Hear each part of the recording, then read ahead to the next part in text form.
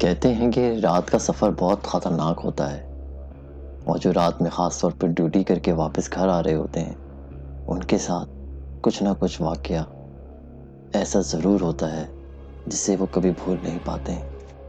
دوستو، اگر تو آپ کمزور دل کے ہیں تو واپس چلے جائیں، ویڈیو کو اسکپ کر دیں، کیونکہ آگے جو ہونے والا ہے وہ آپ کے دماغ میں بہت دیر تک رہے گا۔ تو لائٹس بند کر دیں اور آواز تھوڑی سی اونچی کریں۔ شروع کرتے ہیں آج کی ایک سچی کہانی جو آپ کے رونگٹے کھڑے کر دے گی۔ یہ واقعہ 2024 کا ہے، دسمبر کا مہینہ تھا۔ میں کراچی کے علاقے طارق روڈ میں ایک آفس میں جاب کرتا تھا۔ بحریہ ٹاؤن کے بلڈنگ میں ہمارا آفس تھا، اور جو لوگ طارق روڈ میں رہتے ہیں ان کو پتہ ہوگا کہ بالکل بحریہ ٹاؤن کے سامنے جو بلڈنگ ہے اس کے سامنے ایک قبرستان بھی ہے۔ بہرحال اس دن کام میں کافی دیر ہو گئی تھی اور رات کے تقریباً 2 بج چکے تھے، اور میں نے اپنی آف کر کے آفس سے نکلنے لگا تھا۔ ان دنوں میرے پاس بائک نہیں تھی، میں نے بائک کی رائڈ بک کی، اور بہت دیر کے بعد ایک میری جو رائڈ ہے وہ ایک بائک والے نے ایکسیپٹ کری۔ وہ غالباً شارع فیصل پہ تھا، اور اس کو شارع فیصل پہ سے طارق روڈ آنے میں تقریباً 5 سے 10 منٹ لگے تھے۔ بہرحال وہ ٹائم پہ آ گیا، اور جب میں نے اس کی بائک کا نمبر پلیٹ چیک کیا تو وہ بالکل الگ تھا، کیونکہ رائڈ جو میں نے بک کی تھی اس میں بائک کا نمبر دوسرا تھا، اور جب وہ بندہ آیا تو اس کی بائک کا نمبر دوسرا تھا۔ میں نے اس سے کہا کہ یار میں نے جو رائڈ بک کی ہے اس میں تو یہ نمبر آ رہا ہے اور آپ کی بائک کا نمبر تو الگ ہے۔ تو اس نے کہا یار یہ میرے بھائی کی بائک ہے، میری بائک میں کچھ خرابی ہو گئی تھی، اس کی وجہ سے میں اپنی بائک لے کے نہیں آیا، کیونکہ نمبر تو اس میں ہمارا رجسٹرڈ ہے ایپ میں۔ تو میں نے بھی زیادہ بحث نہیں کری، مجھے بھی گھر پہنچنا تھا، لیٹ کافی ہو گیا تھا، میں رات کا ٹائم تھا، تو میں نے تو زیادہ بحث نہیں کی، اور ہم لوگ جو ہے وہ سفر کے لیے روانہ ہو گئے۔ میرا جو گھر ہے وہ ملیر میں تھا، اور کافی لمبا سفر تھا۔ پھر اس نے کیا تھا، بائک اسٹارٹ کی اور ہم نے اپنا سفر شروع کیا۔ اچھا، جیسے ہی ہم نے سفر شروع کیا تو سامنے میں نے جیسے کہ آپ کو بتایا کہ قبرستان تھا۔ اس نے مجھ سے کہا کہ بھائی میں، اگر آپ برا نہ مانیں تو میرے ایک عزیز ہیں جن کا بھی ریسنٹلی کچھ ٹائم پہلے انتقال ہوا ہے، میں قبرستان میں بس فاتح کر کے 2 منٹ میں آتا ہوں۔ ٹھیک ہے یار، میں آپ کا ویٹ کرتا ہوں کہ آپ بس اب جلدی سے آ جاؤ، پھر ہم نکلتے ہیں۔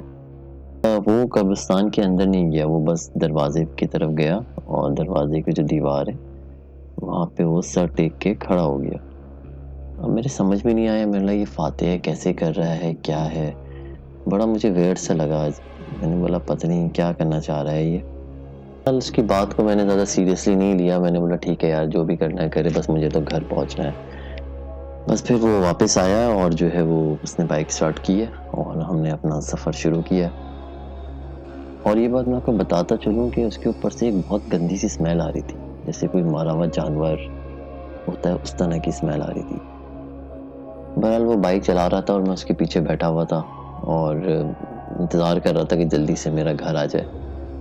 مگر اچانک اس نے راستے میں مجھ سے کہا کہ آپ کو جادو پہ یقین ہے؟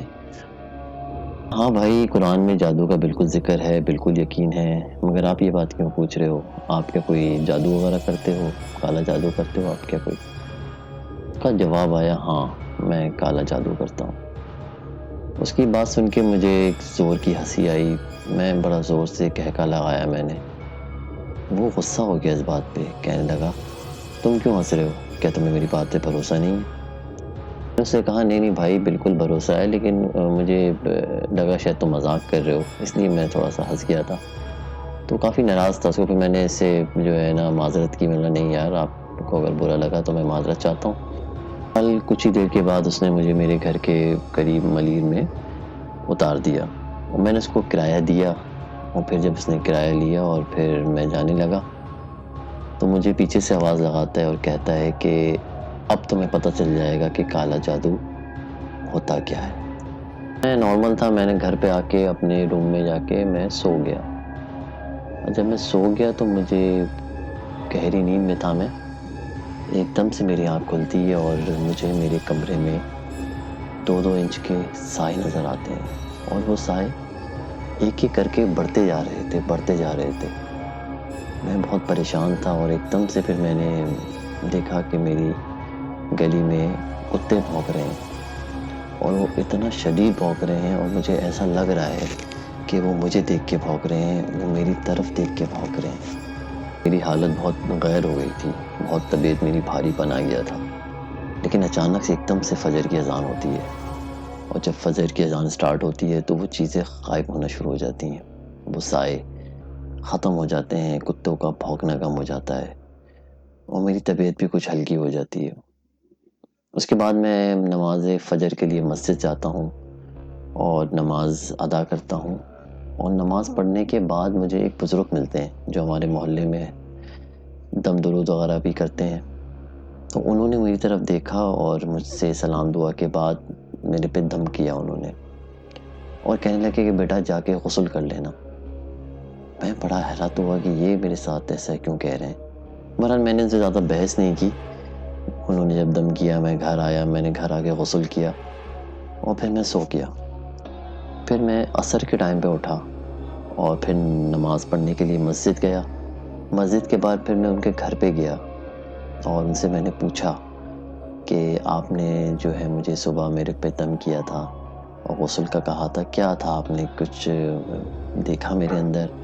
कि कल रात से जब मैं अपने ऑफिस से घर आया तो मेरी तबीयत काफ़ी भारी भारी हो रही थी और मैंने अपनी सारी कंडीशन उनको बताई कि ऐसे ऐसे मुझे एक आदमी मिला था और फिर जब मैं घर आया तो मुझे साए नज़र आए, कुत्ते भौंकने की आवाज़ें मुझे नज़र आईं।